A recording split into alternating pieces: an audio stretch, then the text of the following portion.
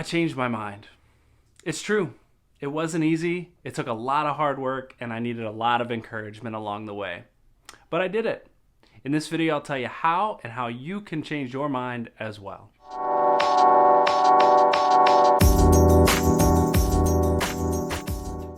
Welcome back to the channel. My name's Brian, and this is Practically Biblical. This channel is all about sharing stories of Scripture and offering practical insights that I hope encourage you to explore the Bible more for yourself. If you like this content, give me some feedback by hitting that thumbs up button, and then consider subscribing to this channel so you don't miss any of the new content that I release on a weekly basis. Now, let's jump into today's story. So I mentioned in the intro that I changed my mind, and that's true. I really have changed my mind, but not about any one thing in particular, really about everything. How I think about the world, how I think about myself, and how I think about other people around me.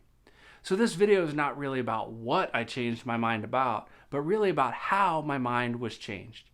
You see, in a letter that was written to followers of Jesus in the ancient Roman Empire, the Apostle Paul writes these words: "Do not conform to the patterns of this world, but be transformed by the renewing of your mind." You can find those verses in the book of Romans, chapter 12, starting in verse 2. But to really understand the impact and the influence that these words had on the people that they were written to, we have to get to know the man who wrote them just a little bit better. You see, the Apostle Paul was a devout follower of Yahweh. He was a Jewish man through and through, well-versed in the laws of Moses, studied under the most prestigious rabbis at the time, and incredibly zealous for the things that he believed.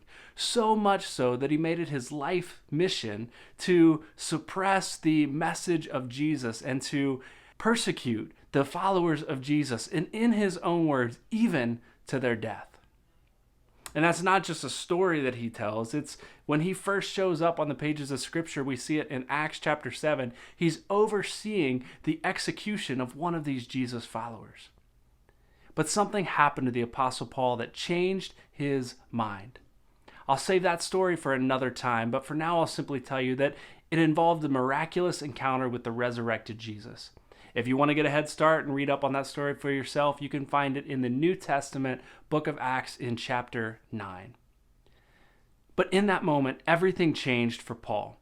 He went from a man whose life mission was to suppress and oppress the message of Jesus that was spreading around the Roman Empire at the time, to personally ensuring that that very same message was carried to the farthest reaches of the known world. So as he writes this letter to followers of Jesus throughout the Roman Empire, he carries a lot of street cred on what it means to change your mind, or in this case, in his words, renew your mind.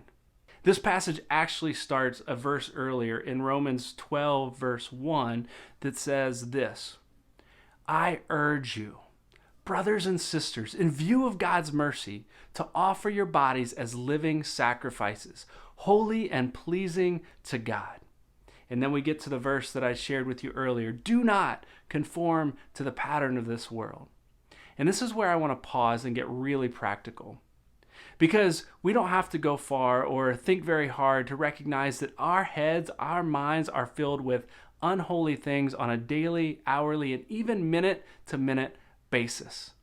The images that we see as we watch television and movies and even check out on the internet, the worries that we're fed as we tune into news broadcasts and check out our social media feeds, the ways that we compare ourselves and our life situation and circumstances to everyone else who seems to have it better than us online.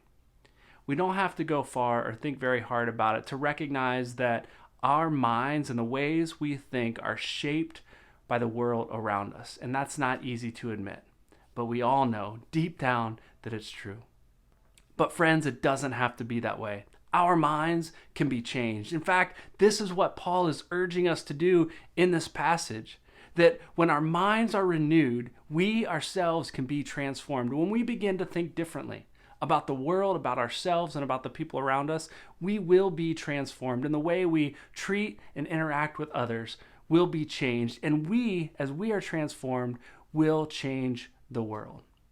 I'll talk more about this idea of what it means to renew our minds in the next couple of videos. So make sure you subscribe to this channel so you don't miss those next couple of videos when they drop. But for now, I'd love to get some feedback from you. Here's the question I'd love for you to answer in the comments below. What does it mean to you to renew your mind? Again, hit me up in the comments. Let me know your answers and your thoughts to that question. Next week, we'll look at another letter that the same man, Paul, wrote to yet another audience on what it means to renew your mind and think differently.